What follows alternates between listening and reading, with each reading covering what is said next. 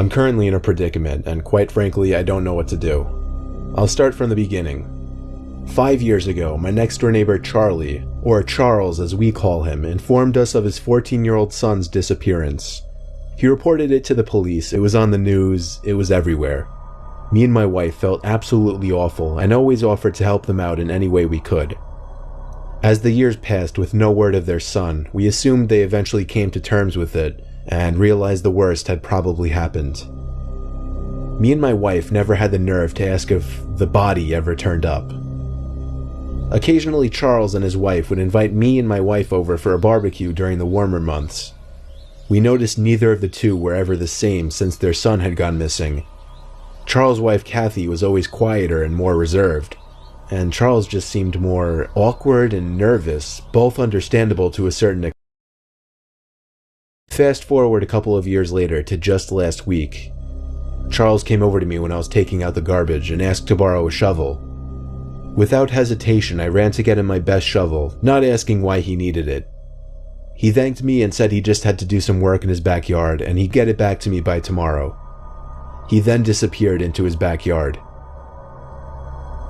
I went inside, and when I was by one of my upstairs windows that has a clear view into Charlie's backyard, I could see he was digging out a really big hole in the ground. He seemed to be struggling a bit. He's 56 after all. I figured I'd go grab my second shovel and help him out. As I entered his backyard and called his name, he looked up from what he was doing, dropped my shovel, and hurried over to me, saying, No, it's okay, Tim, I got it. Please, just leave. I said, What's wrong with you? It's not a big deal. Mainly because of his bizarre reaction. He told me I will not allow you to use that shovel in my backyard, and then pointed to the gate as if I were a dog. I was so taken aback by how he was acting that I just left without saying another word. I went upstairs to spy on him through the window. He was digging the hole for at least another half hour.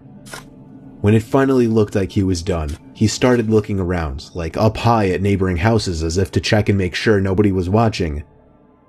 And then, before I could think to hide, he spotted me at my window. All I could do at that point was casually walk away. He's up to something, and I wanted to find out what. I continued to look at his backyard every so often, but he wasn't digging anymore.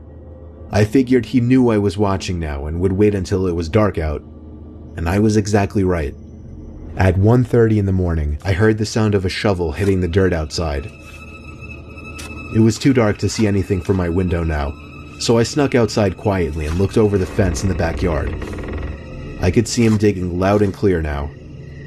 When he went inside his house, I took that opportunity to sneak into his backyard and take a look at what was in the hole he was digging. The moonlight alone revealed a small piece of a black garbage bag protruding from the dirt at the bottom of the hole. I looked at his back door and back at the hole.